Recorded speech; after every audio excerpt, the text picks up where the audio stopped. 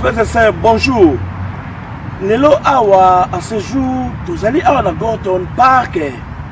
Oyo te écoutala na papa, je vais embêter le gentleman dans les seigneurs au mona kala pour à ce qui m'entend à se ressourcer par information à ce que la communauté, à ce que la bande de Kinshasa à Paris, les États-Unis partout où vous êtes pour vous parler d'autres aspects de notre vie qui nous touchent.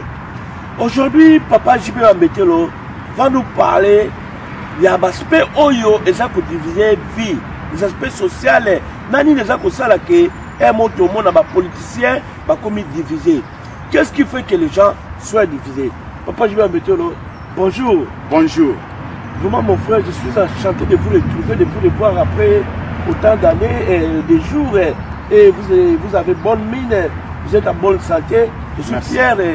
Comme vous êtes toujours parmi les grands animateurs de notre communauté de Manchester. Likamonini oyo olinkolobela bandeko makambo ekali division na sociale na politique. Qu'est-ce que vous voulez dire à notre communauté bandeko baza kolanda yo? D'abord, je vais commencer. Notre émission aujourd'hui est même pas bilingue, mais vous allez entendre plusieurs langues puisque on est plus que bilingue. Nous vivons en Angleterre, nous sommes francophones et puis nous avons aussi nos propres langues. Donc c'est déjà plus que bilingue. Voilà. Alors, avec mes respects dans tous les aspects, avec tout le respect que je vous dois, le peuple congolais, tout le peuple du monde, j'enlève mon chapeau pour le respect que je vous dois. Merci. Donc c'est ça. Je mets mon chapeau là-bas. Vraiment, aujourd'hui, je vais parler des choses qui causent des éclatements ou encore des divisions, des séparations dans des familles, dans des communautés et même dans des pays, dans des royaumes, partout où les hommes sont, partout où il y a les gens. Donc, partout où il y a des gens, qu'est-ce qui cause des éclatements, de division, de séparation? Je vais parler de ces points-là. Et s'il y aura d'autres, je vais disséquer et puis on va terminer avec ça. Je vous remercie. Merci beaucoup papa JB Ambetelo. Commençons d'abord du social. Est-ce que tout le monde a battu Kabwana, Kouswana, Bitumba, Bobo, les gens toujours se divisent? Est-ce que quelque part, il n'est pas naturel que parce que les gens aussi ne peuvent pas vivre entassés? Est-ce que ça peut être que bienvenue mon boyer? Par exemple, au Congo, nous avons vu des groupes musicaux au Kaboni Nango. Est-ce que ce n'est pas quelque chose de bien aussi que Bato Bazana Bango, Kabona Bango, parce que avec la division, il y a d'autres solutions qui s'ouvrent. Oye, à Képé à proposer, ou à Toboué. Mais il n'y a pas que division et il y a qu'à la trouble. Et là, on est au Koloba, où il y a que division dans la communauté, dans la carte sociale, est-ce que ça m'a peut-être pour pouvoir faire le progrès individuel? Maluma Vundanga, Kanti Mounoua Kaouvundangako, dit la sagesse Congo, qui signifie ce sont les pieds qui cherchent à se reposer, mais la bouche ne se repose pas. Je ne serai pas très long aujourd'hui. Makinu Mamfumu Kamazingila Ngako. Makinu Mamfumu Kamazingila Ngako. Dit la sagesse Congo, qui signifie les danses, quand un chef danse, il ne danse qu'un tout petit peu. Kadi Makinu Twasisa Kwabaleke. Kadi Bambuta, si Bambuta Bayala Ngayo. Dit la sagesse Congo. Laissons les danses aux petits enfants. Les pays, ce sont les vieux, les sages qui dirigent les pays. Pour votre question, monsieur Damien, la division, bibliquement en tant que gentleman dans le Seigneur, la division n'est pas bonne. Dieu ne permet pas vraiment de division. Mais la séparation est parfois permissive. La séparation, comme l'autre s'est séparé avec son oncle, donc dans cette histoire-là est dans la Bible. La séparation de l'autre et son oncle. Ça, c'est une bonne séparation pour éviter des problèmes. Mais la chose principale qui cause des divisions, des séparations, ce sont des injustices que nous vivons dans la vie, dans nos familles, dans nos foyers, dans des maisons, dans nos pays. Ce sont des injustices. S'il y a toujours des injustices quelque part, là où il y a des gens, sachez qu'il y aura un jour la dislocation, il y aura un jour la division. Ça va arriver. Yeah. Donc, c'est ça la cause principale. Mais, c'est comme j'ai dit, quand les gens se divisent, peut-être on va vers le progrès, peut-être on régresse. Comment? Qu'est-ce que vous voulez dire à notre communauté? Par exemple, ici à Manchester, on voit les divisions dans l'église, dans les familles. Comment? Qu'est-ce que vous pouvez prodiguer comme conseil pour que les gens évitent les divisions? Et quel aspect de division que vous voulez précisément dire à nos frères qu'il faut éviter? Ce que je vais dire à notre communauté congolaise et même d'autres communautés internationales, pour qu'il n'y ait pas de division, de séparation, de dislocation ou quelque chose comme ça, il faut éviter des injustices. Voilà. Il faut éviter des injustices. Car ce sont des injustices qui causent des divisions. Je vais prendre un bon exemple que tu as donné de la bonne séparation. Prenons la musique de notre pays. Les musiciens comme de Wenge, permettez-moi de dire, Werason et JB, les Bana Wenge, ils se sont séparés. Voilà. Mais ils en bénéficient tous. Voilà. Tout le monde qui a le nom Brand Wenge, quand on met Brand Wenge, il y a concert quelque part, les gens y partent. Voilà. Donc ils en bénéficient plus. Donc ça c'est une bonne séparation. Mais être ensemble et vivre dans des injustices, c'est ça qui avait causé leur division. C'est la même chose dans nos familles. Si vous êtes un aîné ou si vous êtes un cadet, mais Dieu t'a béni et que tu es une étoile de cette famille-là, quand tu es là, tu as des moyens, tu as de l'argent, tu as des maisons, mais tu commences à te retirer loin de ta famille. Tu n'aides pas ta famille, tu ne fais rien pour ta famille. Mais on t'entend dans des musiques, comme nous disons, Baboua Kakayo, n'a pas musicien, comme on a eu le partout pour salir sa rabat. Famille n'a pas salir sa rangote. Donc famille n'a pas comme Kaka, famille au Balila. Donc moi si n'a yo, na famille n'a pas au soutien à 100%. Mais famille n'a yo moko olingi ko soutenir yangote, ko salir sa yangote. Wana sa motema mabe, o ezo causer ba division na ba famille. Les loyaux. Ceux qui posent la kawana na famille na bino botala malamu za des injustices. Bokomi ko kanga batu ba yaya baleki, bokomi ko kanga baleki na bango batata mwasi banoko ba nièce bandoki. Pourquoi? Parce que des injustices ezali makasi na ba famille.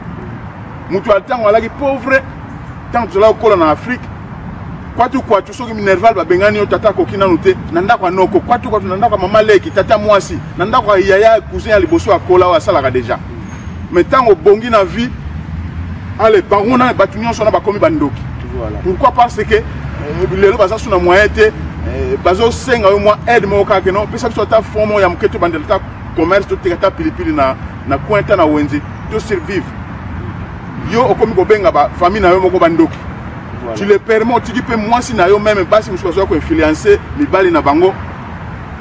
kokanga ba famille mibali bandoki nyonso wana po kanga mobali en otage mobali akomaka kosalisa famille na ye mobali akomaka kotala ye bakaya boyeze ebele na kopesa exemple moko mobali moko akufaki na Kisasa mwana poto akipaka famille na ye kuna kitaka so akitimpa mwasi na ye boye salama yiki na mpuse tanza time is money biso na Angleterre tulobaka na UK alors salama yiki akoyaki maladi babomba ki maladi on me maladi ko liwa babomba ngote tango akufaki mwasi wana atindi batu baki ndo yebisa famille na ye kama me biso to eba iteka za wana Kisasa mwasi wana kamati akimi na ye soki na Brazzaville na ba bien tu ya mobali famille siliki balobi noto kokunda ye te mwasi wana kunda ye omoni siko makambo boye bokoloba keno famille wana baza bandoki bamusuka koloba ke boye famille wana baza batu mabe biso ba Kongo tolobaka soko bwa kiso likolo ekozongela okaka na elongo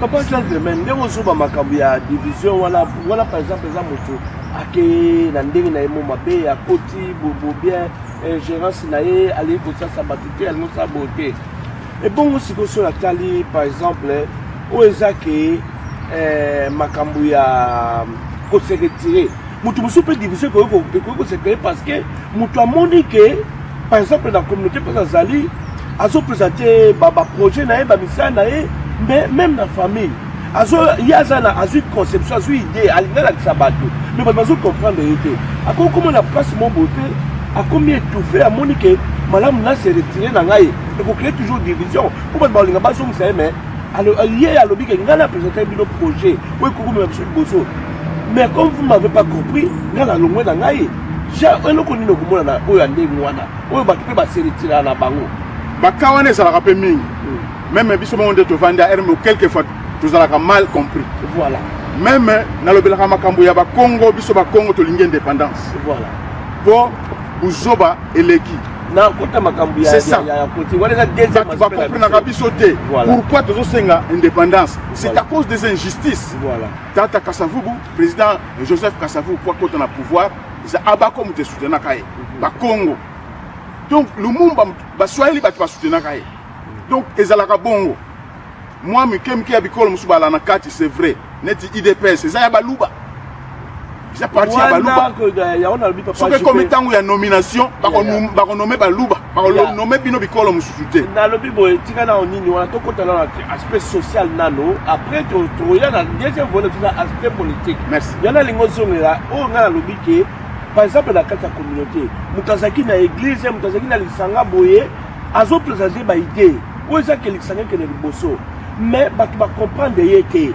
après ça pasteur que pourquoi pasteur dans la moto tamo la boye mais pasteur azo comprendre yeke ou bien ba frère lo bazana groupe wana tout ça la assemblée na ba maman nous sommes Manchester na ba luba kama jalousie mutu azo se sentir étouffé alongwe mais que alongwe pe na ba dona ye alongwe na ba projet na ye donc bo étouffé et ko créer division wana o ko expliquer ngo ndenge nini mutami longol na ye justement ndenge naloba ekaka puisque nazala ko ya na bunga kite nazala ko ya wana nazala ko zonga makambo ne sala ma mingi na vie tam so na projet mo bozana likamo bo sala opesi likansi na oza mal compris bat balingite mais ko se retirer za raison te c'est vrai continuer toujours na projet ozana ngo likambo likansi na ozana ngo ata batu wana na groupe oyo boza ba bengani yo na ko kende linga continuer likansi no wana o faire voir ontango silisango po fruit musu tango bandaka mabe batu amona wake bien te mais tango silaka même ndako tango batonga ngo bandeli nango sala fondation la na ba poto ba salité mais tango ndako silaka ndako kitoko mutino sali ko vanda kuna donc tango sona makanisi bien pour na communauté na yo pour na famille na yo ata batu ba rejeter yo mais tango silisi yango e mona na miso batu ozalaki na raison ko tia lulendo te ko tia lulendo te abomoni ngabino bobengana kangai que on se retirer non qu'on se retirer à bongo isa malamu pentate na sepela on a lingala donc ça mda malamu te tango lakisi bongo batu ba moni communauté na ba moni que isa ya malamu famille no ba sepela on que isa ya malamu to pays no ba moni que isa ya malamu alors réconcilie-toi avec ba kolanda aussi ko sombo lokola bino bozana makanisi oyo lokola ngai te suivez-moi je suis le guide voilà ezalaka bongo mais on peut se retirer te lo bambo ezanga kutu famille wana mbo soki ngati ngam na kundila ba ngombi pembe ngam na bali saka bango ngam na futi la bango ba billet o komi ko se glorifier oyo nzamba lingi orgueil te. Nzamba lingaka nzamba lingi tozala ba humble.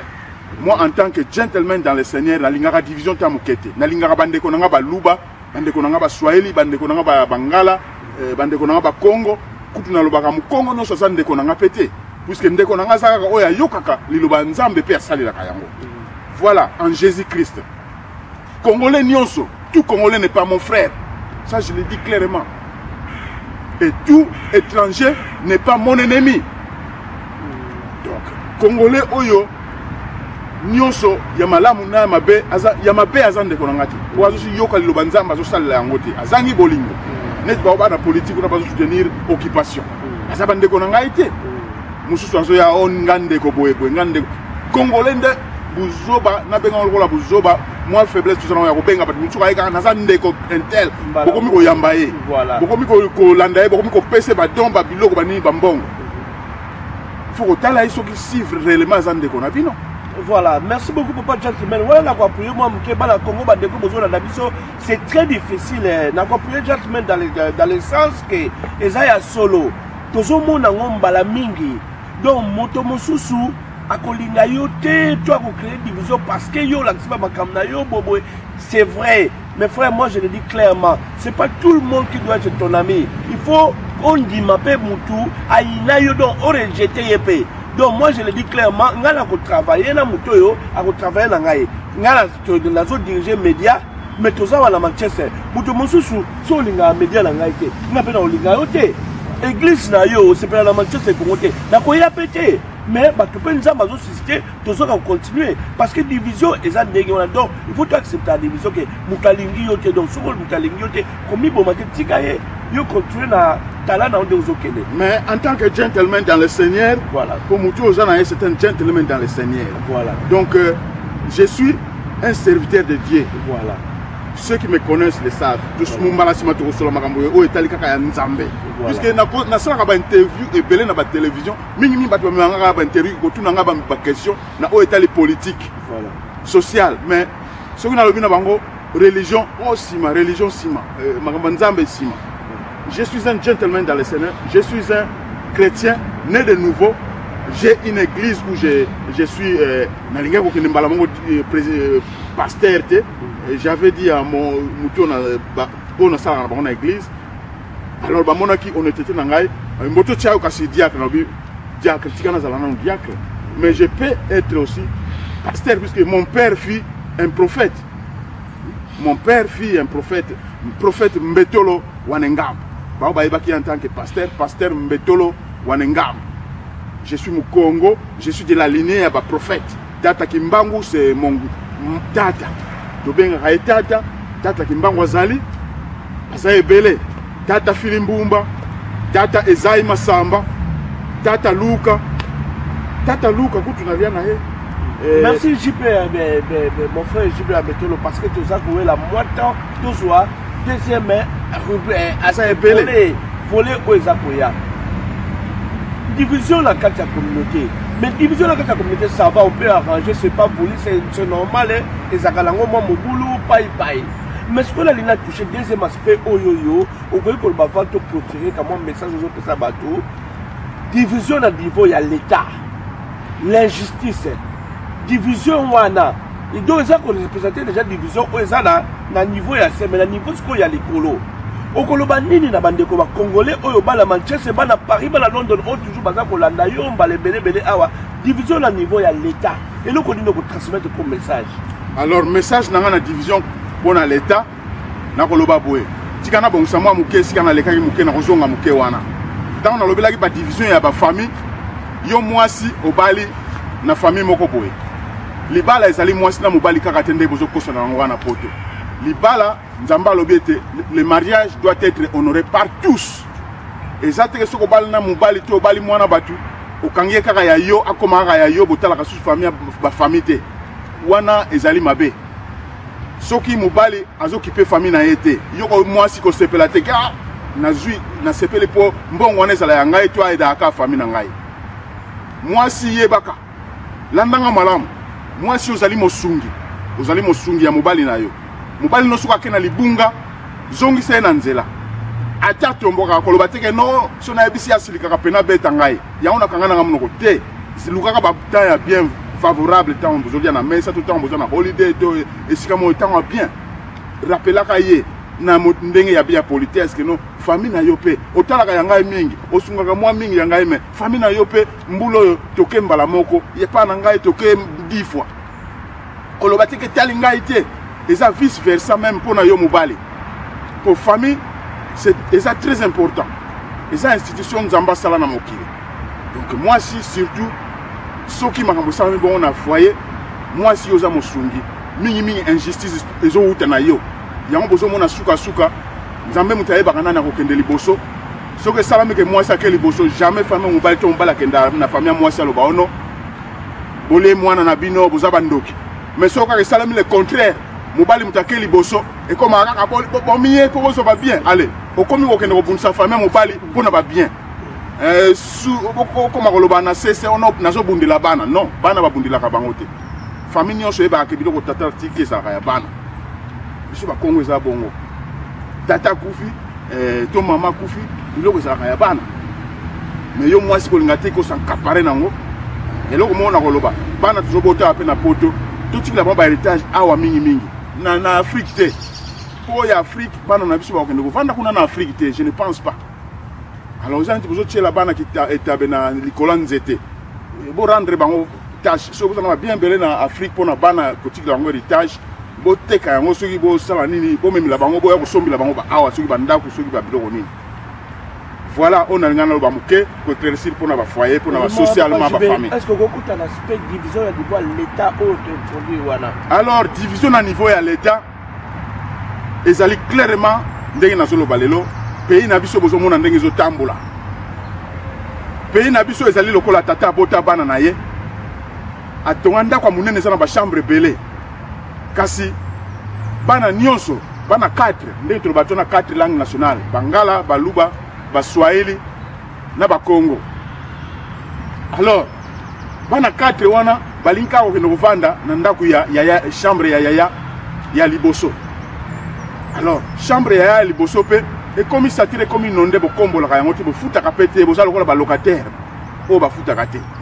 Donc faut que locataire wa futa kate parce que il faut que bengana e dehors ba injustice ezali ko la bana 4 bazolana na mbeto moko bazo kabola couverture moko lokola biso to kola na Afrique oto imaka ki PDT o boyena boyendenge aso ba bat balale mbeto moko bokomo ko soupçonner bango te na Afrique to kola tantôt na ba cousin na biso zala tantôt kabola mbeto. Alors exemple mo ya bien bana bazo kabola mbeto moko ya munene tata somba pe couverture moko mais mwana na mwana benda ka couverture na ngambu na ye. Alors ndenge zali exactement na Congo soki baluba bazui pouvoir balingi benda pouvoir ni couverture na ngambu na bango lelo eza na maboko ya baswahili bazo kobenda couverture na ngambu na ngeli koloba nini avant zo musala lelo na Kishasa foye baswahili et loko na kokoloba wana kutu ezate po boye bien ndenge ezoleka o eza tribalisme te. Ce n'est pas ça le tribalisme. Mais c'est ça, c'est clair. Alors, pourquoi bolobaka ke ba Congo? Alors, biso ba Congo to monique injustice eleki. Na ba politika air nyonso bazana na opposition. Ba opposition ya accompagnement. Après la sima ya son marche. Donc ne boye. Alors ne mwandanse mi appelle ça qui mot d'ordre pour respecter Yangote. Notre leader Aza leader, le Colana toujours indépendance de Congo central. Azali leader, il y a RDC Mobimba. Aza député national. Alors, après ça qui mot d'ordre, il y a les 7. Mais c'est déjà 2 dates. Ba Congo va respecter qui en félicitations ba Congo puisque nous sommes en Mokili. Partout où vous êtes dans le monde. Donc félicitations. Mais ba Swahili, Bangala, Baluba, bon respecter qui en côté. Pourquoi? Parce que binomoko boyebi. Alors makambo ya boyebi soto ko linga ngoto continuer ba aventure boyete. Utomoni ke boza bana mike. Bino bo umbo ezana ho malamu pona bino. Kasi biso bo umbu to linga kayango te. Biso bo umbu to timbula kayango. Po biso na ba Kongo to lobakete. Kinanga dumva badumva ngakyo kinanga timbula batimbula ngakyo kinanga tufa badufa ngakyo donc kinanga eza bowumbu biso totimbola kango tobundisaka yango totikela yango tante d'où lelo bozela sous mon ordre ya Nemwanda Semite si apesaki yango donc olamuki olali olamuki yebake ezali mokolo ya eyoma chaque jour peuple congolais boyeba yango ke mot d'ordre mususu ekoyate si apesaki déjà donc olali bolamuki boyeba ke mokolo wana ezali mokolo ya eyoma bolali bolamuki mokolo ya eyoma monene car tout ça na leader moko oyo akiko sikola mboka lelo eza Nemwanda Nsemi. Il est très fort. Ako salaba institution peut être très forte. Alors bolongola ba tribalisme na bino bozala na mitema ya koyeba pe ya malamu. Nemwanda Nsemi c'est un grand leader. Mavoemba Nkosi. Lui il est Mavoemba Nkosi. L'ancêtre vivant. Azala rapena pour ça pouvoir te. Pour ça bolani makamwe ya mantezolo. Asana bana bela kwa kotia. Mais yeso e comme kamba pouvoir ataka mingi batunaye. Voilà, merci beaucoup papa Jean-Claude dans le Seigneur. Batubayo ki message moneno opesi oyo lobi ke Mwanda Nsemi ala sengi na biso tous à la près anytime pour na conquérir mboka pour même justice na kaka mboka et puis bande ko alandi oyo lobi aspect social comment tu éviter ma division. Vraiment c'est très bien. Na ebi ko za toujours ba message belo zoloba prochainement peut-être que vous avez cadre moko ya bien tout oyo ko livrer ba message za ngo be mission ko ba na ko pesa na communauté. Comme nous tendons à la fin, tu as la mission ekoki et nous connaissons comme message na bandeko pour le programme aux allons futur pas la Manchester bas zéro la Camonini pas la Congo bas zéro la message nini oyo ko livrer bango. Prochainement s'il y a un message provenant du chef alors on va annoncer prochainement on va annoncer message ya malamu pour le peuple congolais lisusu.